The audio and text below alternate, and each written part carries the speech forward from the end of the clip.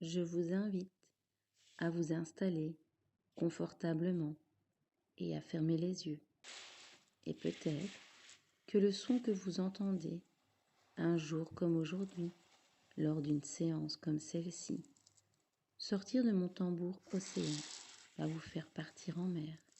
Peut-être comme si vous étiez le capitaine d'un navire, voguant sur un océan de bien-être et de douceur, à moins que ce son ne vous fasse penser au vent et que vous vous retrouviez, comme dans ce dessin animé japonais, dont j'ai oublié le nom, capitaine aussi, mais d'un château, volant, naviguant lui, dans un océan de nuages, doux comme du coton, léger comme de la barbe à vapeur. En tout cas, ce que je sais, c'est que votre inconscient choisira ce qui est le meilleur pour vous, et vous pourrez alors ressentir, avec les sens que vous voulez, le bien-être qui s'insinue petit à petit en vous, au fur et à mesure que mes mots passent le pas de ma bouche pour arriver délicatement à vos oreilles, à moins que ce ne soient vos oreilles qui viennent capter, au pas de ma bouche, les mots qui en sortent. Et cette histoire de mer, d'océan, de nuages, me fait penser en tout cas à la nature et au plaisir que beaucoup de personnes ont à y être. Et peut-être que vous aussi, vous ressentez du plaisir à l'idée de vous promener en pleine nature. Ou peut-être est-ce le contraire, et que vous n'éprouvez pas de plaisir à vous retrouver au milieu de la nature, en profitant des bienfaits que celle-ci donne gratuitement à celui qui veut bien ouvrir les yeux et se pencher pour ramasser. Ce que je sais en revanche, c'est que votre séance avance et que plus je parle, et plus vous ne rentrez pas en hypnose. Et le fait de ne pas rentrer en hypnose vous permet vraiment de vous détendre pour arriver à un endroit imaginaire ou réel qui vous fait du bien à vous, alors que vos pieds, eux, sont bien ici, avec moi, qui vous raconte mes histoires, pendant que votre esprit, lui, est dans cet endroit merveilleux, fabuleux, qui vous permet d'être pleinement détendu et serein. D'ailleurs, certaines personnes croient que les gens ont de la chance de connaître un lieu apaisant. Ils croient que eux qui n'ont pas cette chance. Pourtant, ils en ont, et pour essayer de leur faire prendre conscience de cela, je parle à leur inconscient.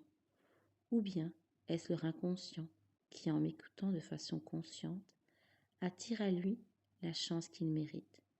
Je ne sais pas vraiment. C'est à vous de le découvrir au fil de cette histoire.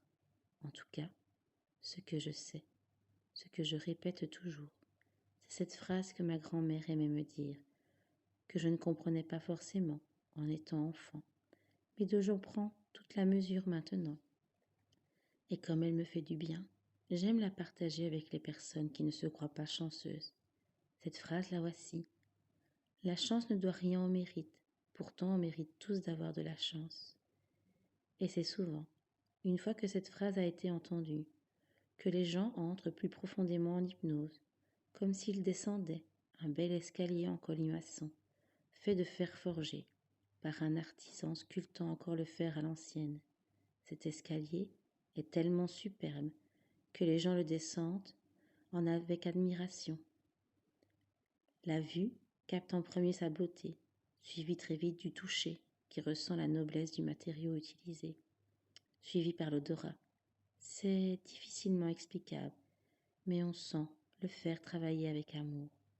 Peu de temps après, c'est l'ouïe qui ressent quelque chose, en effet. Descendre cet escalier, marche après marche, produit un son particulier et différent selon où l'on se situe. Et c'est arrivé à la dernière marche que le goût se réveille. Car ce que je ne t'ai pas encore dit, c'est que cet escalier mène à une cuisine où va se dérouler ma première histoire. Comme je viens de le dire, cette première histoire se passait dans la cuisine de notre héroïne, une petite demoiselle, plus haute que 3 pommes, qui adorait regarder sa maman cuisiner et qui aimait aussi beaucoup l'aider, tout en papotant. Elle racontait plein de choses à sa maman, pendant ce temps à deux. L'école, ses rêves, ses cauchemars, ses prises de tête avec ses copines, son amie, qui lui vole chaque jour un bonbon, mais qu'elle prenait plaisir à laisser faire, car elle avait décidé que plus tard, ce serait son amoureux. Le ciel bleu, qui ne l'était pas toujours.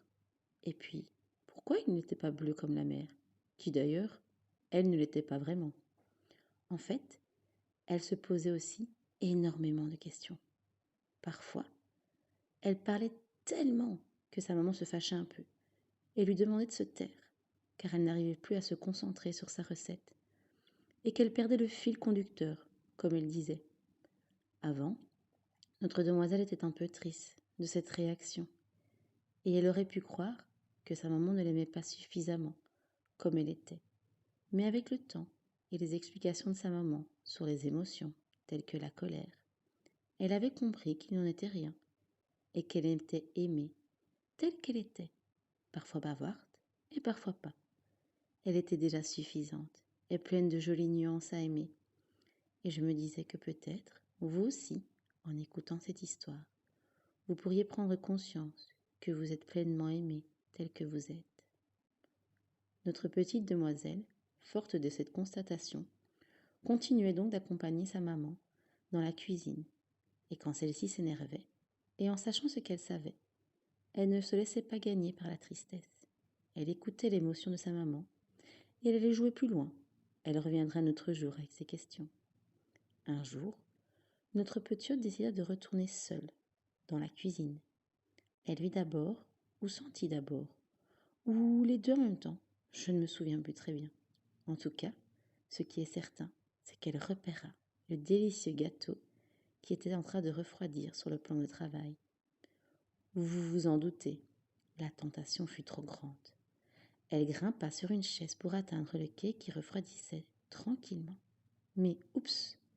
Étant en chaussettes, elle glissa et fit tomber le gâteau ainsi que l'assiette sur lequel il reposait. Patatras! L'assiette se brisa.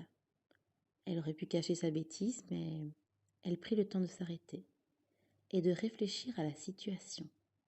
Elle appela sa maman, qui certes ne fut pas très contente au départ. Et la demoiselle aurait pu croire qu'il fallait qu'elle soit punie pour réparer son accident.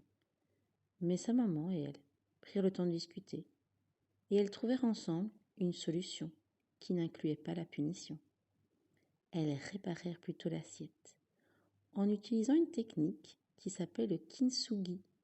Cette technique de réparation japonaise qui permet de recoller et d'embellir les vases et autres objets décoratifs qui sont faits de porcelaine ou de céramique.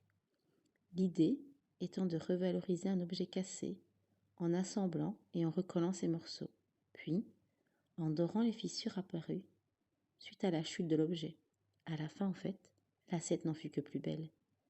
Et peut-être que vous aussi, en ayant entendu cette histoire, vous allez choisir d'embellir tout ce qu'il y a besoin pour agir de façon positive par rapport à la culpabilité.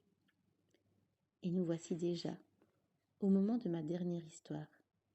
Celle-ci, j'aimerais vous raconter l'histoire de cette fille qui était appelée la fille aux papillons. Elle avait obtenu ce surnom à l'école, au collège je crois. Lors d'une sortie scolaire, ils avaient été visiter une ferme aux papillons. Oui, cela s'appelle aussi une ferme. Mais vous vous en doutez, ce n'était pas une ferme classique, avec des vaches, des cochons et des poules.